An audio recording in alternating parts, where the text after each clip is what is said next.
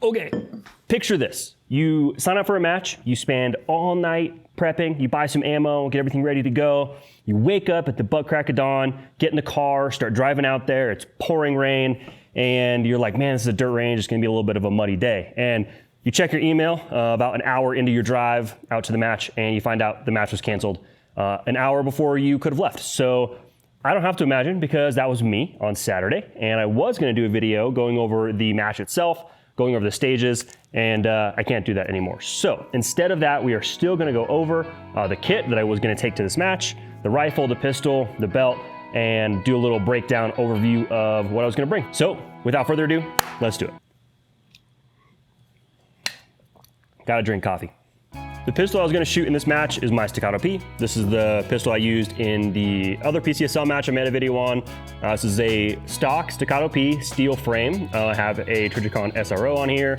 I have the Surefire X300. I think it's the turbo because it's bright as all freaking get out. So I really like this. Other than that, it's stock and practical PCSL. You can't use a comp or anything like that. And so this is, in my opinion, a fantastic gun for the PCSL type shooting.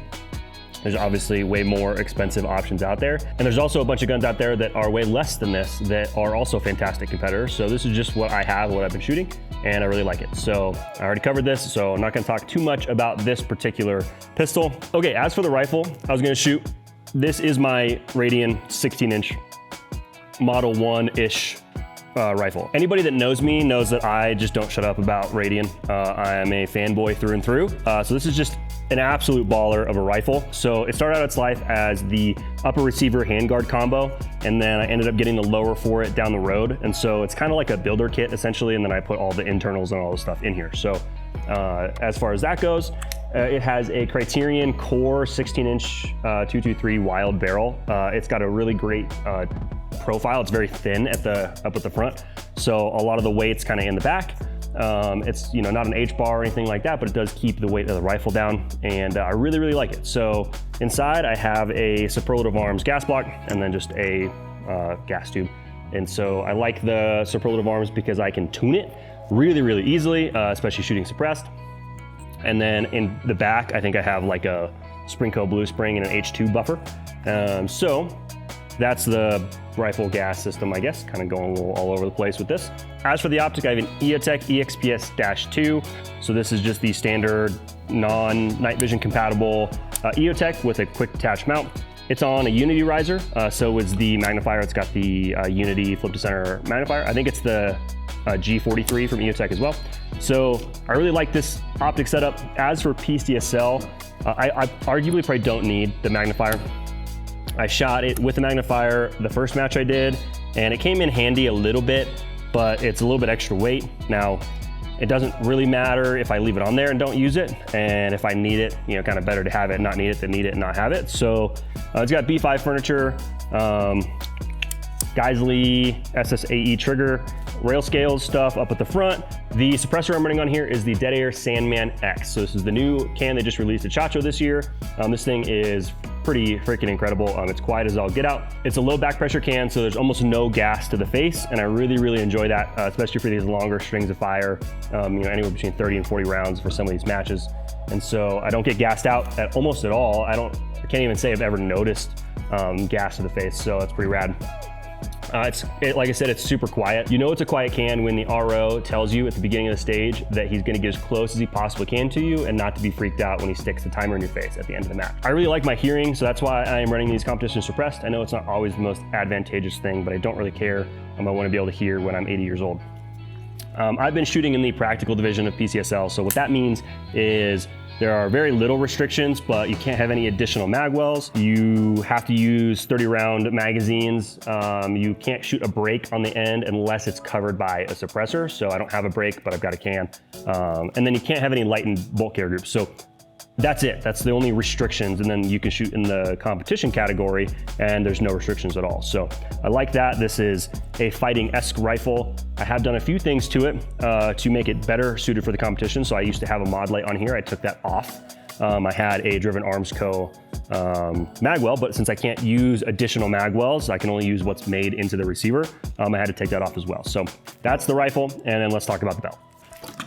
Okay, you've seen this belt before. This is my Core Essentials battle belt with the TXC holsters overt mag carrier setup. I like this system because it's pretty modular, so I can kind of change the belt to fit what I want to do in the type of competition I'm shooting. And so I can remove or change the position of my AR mag carrier on this really, really easily, which is super nice. So like when I'm shooting just pistol, I take that off because I just don't need it there.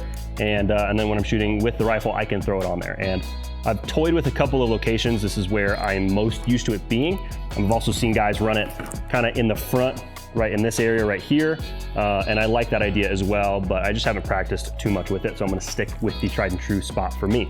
Other parts about this belt are I have a hangy thingy clip from the full mag. And so I like this a lot. I just have a little strap on my ears that I can just clip in. I don't have to worry about where I'm putting them or put them on my head all the time. Like I said, TXC holsters. This is the Staccato P with the Surefire X300 setup, the BCS print. And then on the back, I've got my little IFAK. Flatline Fiberco. I've got a tourniquet on the bottom. I think these shears are from, yeah, 511, because I had a store near me and I got those, so pretty dope. So like that. And then I have a dump pouch from Flatline Fiberco as well.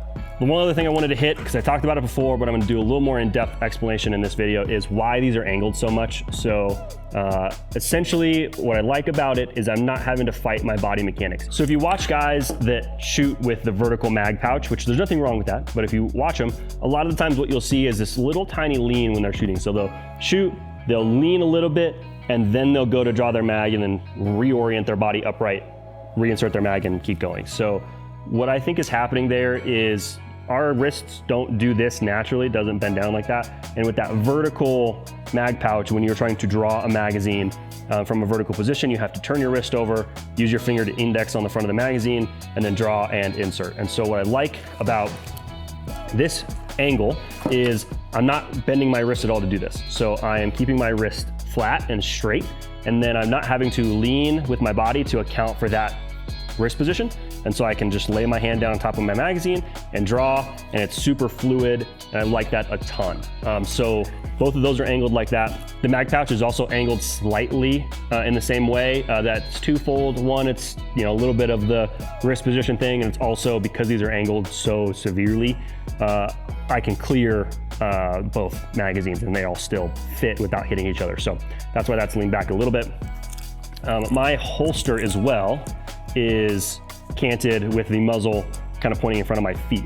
I have this set up this way because, again, it's more natural for me. And when I draw my pistol, doing this motion, again, is something that is kind of anti-body mechanics. So when it's slightly forward, it's a much more natural pull for me. My muzzle has basically already cleared my feet, and I'm not breaking the 180 by pointing it backwards. So it's already cleared my feet, and it's already in a position where as I'm drawing it up towards my presentation, I'm not having to do any extra work or anything like that to get it up into position. So the one thing I'm not sure about is how this might affect the scoop draw. I know that's something that's been going around recently, and I've never really tried it, so I can't say for sure that this is conducive to that. I feel like maybe a perfectly up and down orientation might be a touch more conducive for the scoop draw, but like I said, never really tried it, so I can't really give you an answer either way as far as that goes. But that is how I like my pistol setup. That's how I like my magazine setup, and it has been pretty okay for me. So thank you for spending a little bit of your day with me today. I hope you enjoyed your time watching this video. I'll leave some links in the description of some of this stuff. I don't get any kickback from any of these links. This is just straight to their websites. And it's just because people will probably ask for it anyway. So I'll leave some links if you are curious about this stuff and want to pick it up for yourself. But other than that, thank you for watching the video today. I appreciate it. I hope you have a good rest of your day, and I'll see you in the next video.